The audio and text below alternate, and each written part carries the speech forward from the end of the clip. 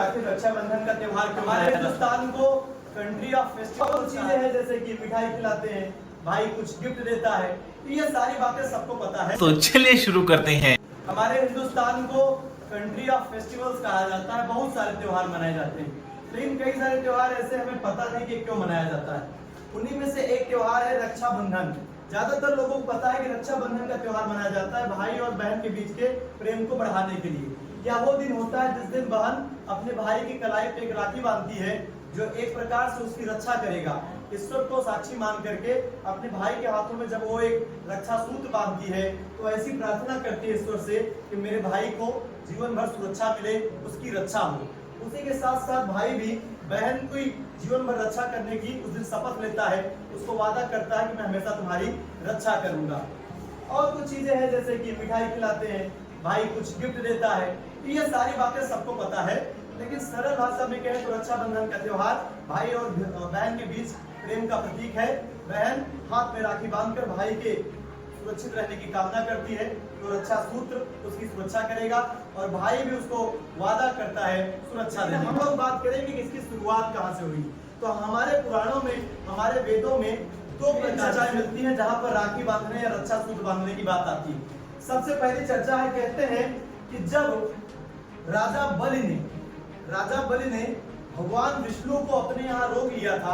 आप लोगों को कहानी पता होगी कि हाँ, भगवान विष्णु जाते हैं वामन अवतार में और राजा बलि उनको अपने यहाँ रोक लेते हैं।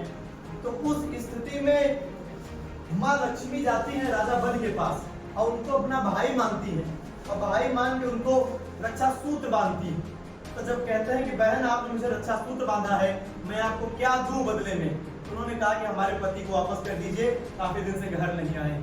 आप लोगों ने अपने जीवन में कभी रक्षा सूत्र बंधवाया होगा, तो पंडित जी मंत्र पढ़ते हैं, तेन बंधो बलि राजा दान इंद्रो महाबला तेन स्तम प्रतिबंधनामि रक्षे माचल माचल।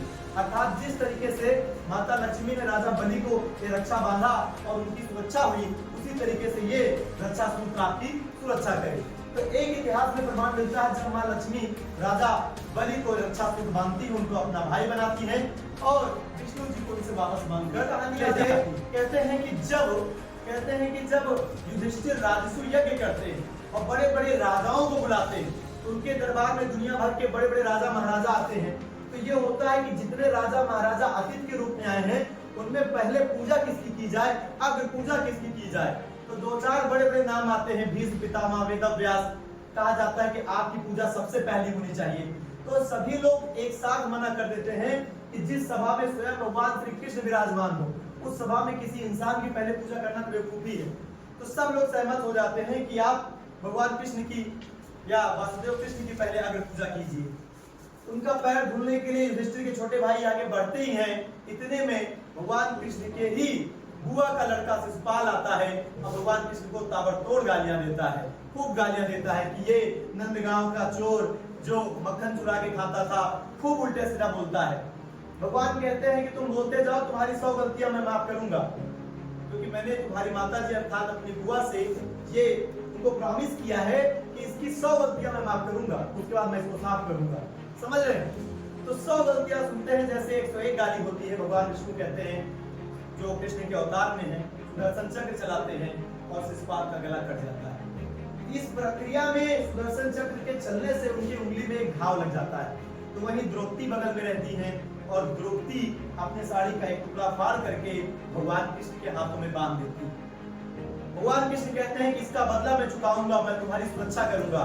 और आप लोगों को पता होगा कि जब द्यूत सभा में द्रौपदी का वस्त्र हरण होता है, तब भगवान कृष्ण की माया से उनका वस्त्र इतना बड़ा हो जाता है कि खींचते खींचते दुर्योधन के भाई दुशासन बेहोश हो जाते हैं, लेकिन वो वस्त्र समाप्त नहीं होता। तो एक राजा बलि की कहानी, माता लक्ष्मी ने उनको राखी बांधी, और दूसरा भगवान कृष्ण की कहानी, जहाँ द्रौपदी ने उनको अपने साड़ी का एक हिस्सा हाथ पे बांधा।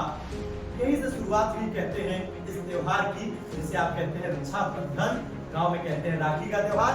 तो ऑक्सफोर्ड कोचिंग की तरफ से आप सबको रक्षाबंधन की हार्दिक शुभकामनाएं।